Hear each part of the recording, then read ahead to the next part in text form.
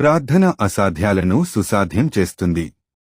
జ్ఞానమునిచ్చి దేవునితో ఆధ్యాత్మిక సంబంధాన్ని, సహవాసాన్ని నెలకొల్పుతుంది. పాపపు బంధకాల నుండి విడిపిస్తుంది. శత్రువులను సహితం మిత్రులునుగా చేస్తుంది. బలహీనులకు బలాన్నిస్తుంది. నెమ్మది లేనివారికి నెమ్మదినిస్తుంది.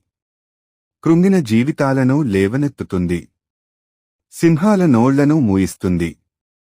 అగ్ని గుండాలను ఆహ్లాదంగా మార్చుతుంది. సృష్టిని సహితం శాసించగలుగుతుంది. సంకెళ్లను తెంపేస్తుంది. చట్టాలను మార్చేస్తుంది. ప్రశ్నకు సమాధానమవుతుంది.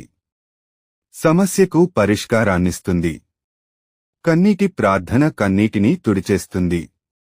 పాపపు గోడలను పగలగొడుతుంది. పరిశుద్ధతలోనికి నడిపిస్తుంది. నిత్య రాజ్యానికి చేర్చగల